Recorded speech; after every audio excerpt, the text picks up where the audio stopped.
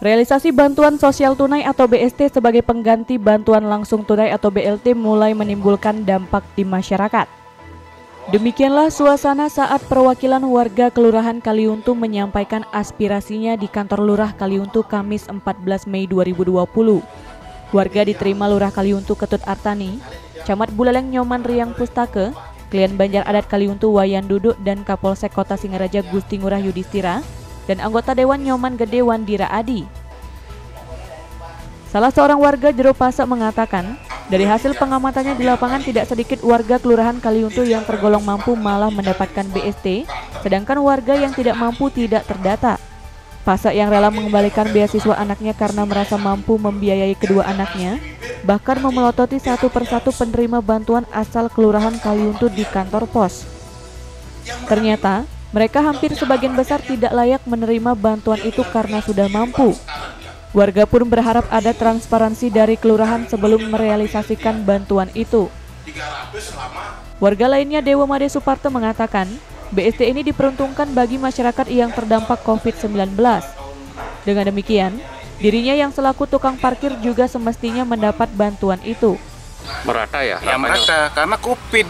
Karena dari informasi atau instruksi atau anjuran Presiden, semua harus dapat bantuan COVID. Semua berdampak. Nah, kan gitu, saya dengar, kalau nggak salah saya dengar begitu lewat media TV kan gitu. Nah, tapi itulah makanya saya mewakili warga 5 orang, salah satunya saya menyampaikan supaya warga, banyak yang warga yang berdampaknya COVID. Ini bukan miskin Pak, maaf nih, walaupun kaya, miskin, itu dampaknya COVID. Bapak juga berdampak juga dengan COVID. Bapak sebagai wartawan pasti ada dampaknya. Dari segi ekonomi juga Bapak dampak. Usai pertemuan, Camat Buleleng Nyoman Riang Pustake menjelaskan, sesuai arahan warga yang belum terdata akan diakomodir oleh Pemkab Buleleng. Kita sudah mengarahkan lurah dengan Kaling ya, supaya daftar nama-namanya itu ditempel ya, diumumkan di beberapa tempat strategis sehingga semua masyarakat mengetahui bahwa inilah daftar nama-nama penerima jaring pengaman sosial dari pemerintah kita. Nah, sementara yang tidak tercover di dalam DTKS, kembali sudah ada penegasan surat dari Dinas Sosial Kabupaten Buleleng, itu dilakukan lagi pendataan dengan beberapa kriteria. Ya, sudah ada beberapa kriteria dalam surat resminya dari Dinas Sosial tersebut. Nanti paling lambat tanggal 18 Mei ini datanya sudah dibawa ke kabupaten. Lurah Kaliuntu Ketut Artani menjelaskan, data yang dijadikan acuan realisasi bulan ini merupakan data lama. Dari 300 kepala keluarga lebih warga Kaliuntu, sebanyak 58 dinyatakan berhak menerima BST dengan dana sebesar Rp600.000 per keluarga penerima manfaat atau PKM. Untuk validasi data yang belum tercover dan akan diajukan kepada Pemkab Buleleng, pihaknya akan melibatkan relawan. Dataan ini kan dataan udah lama nih, karena situasi COVID ini menjadikan tidak merata jadinya dapat, karena ada kecemburuan sosial. Mungkin validasi pendataan kan di bulan Mei, keburu ada COVID kita belum sempat memvalidasi data.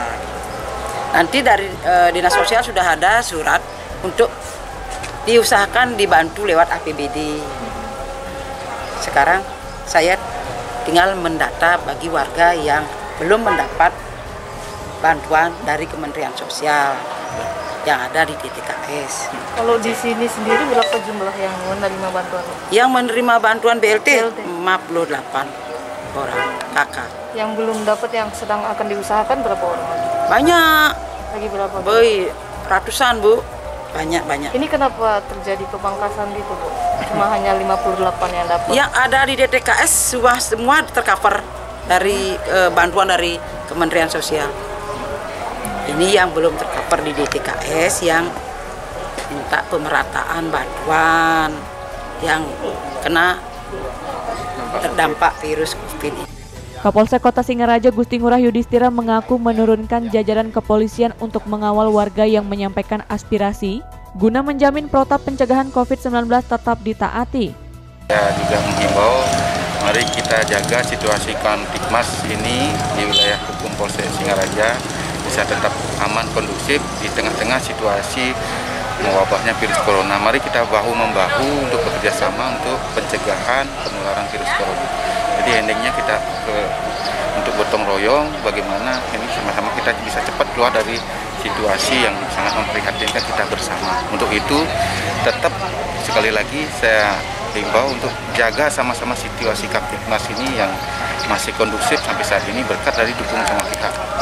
Sementara itu, aspirasi serupa disampaikan perwakilan warga lingkungan Banjar Paketan, Kelurahan Paket Agung.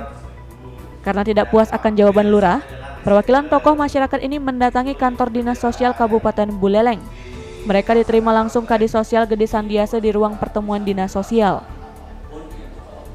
Ketua RT 2 lingkungan Banjar Paketan Nyoman Kayendra mengatakan, tidak sedikit data warga yang sudah meninggal atau kawin masih terdata dalam data terpadu keluarga sejahtera atau DTKS. Yang sangat mengherankan adalah adanya warga yang berstatus pensiunan tercatat dalam data penerima BST. Yang selaku RT 2 Kelurahan Paket Agung Banjar Paketan ucapkan terima kasih karena kami sudah tahu jawaban dari Bapak Kadis Sosial tentang apa yang ada himbauan dari Bapak Presiden. Jadi harapan kami kepada pejabat Kelurahan Paket Agung, jika nanti ada hal-hal yang seperti ini yang untuk masyarakat agar bersinergilah kepada Kaling, kepada RT. Karena apa? Karena hanya RT lah yang betul-betul tahu tentang keadaan masyarakat di bawah. Kan begitu nggih? Dan mudah-mudahan nanti ke depan Paket Agung ini bisa lebih baik. Yang sempat buka juga kayaknya itu data tahun 2018.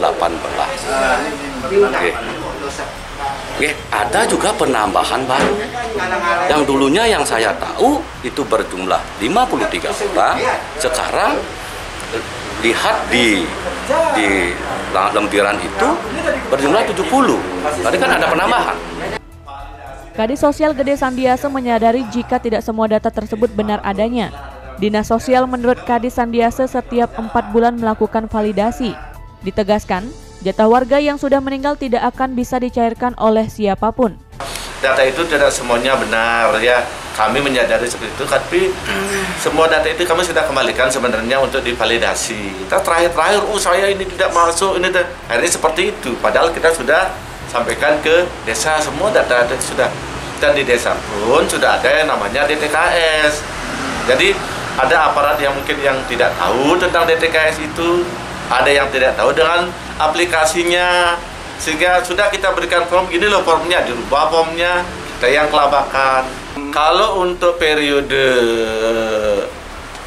Januari itu sudah close, sekarang yang April close-nya kan di Juni, finalisasi di Juni dia terakhir. Kalau untuk nanti Juli close-nya di September, Oktober, jadi setiap 4 bulan. Jadi dievaluasi, betul banyak desa yang tidak melakukan verifikasi dan validasi data. Dan jadi dia pakai satu, dia pakai data lama. Kedua, dia mengadakan tidak sesuai dengan aplikasi. Yang begitu dia usulkan, dikira dia sudah masuk. Seperti itu perbedaannya di sana. Yang masuk di DTKS itu yang punya ID BDT. Itulah yang berhak. Jadi itu pakai kunci kita. Jadi yang tidak, ini sudah tidak miskin, kenapa saya udah usulkan tidak keluar di sana, data gininya. Ya,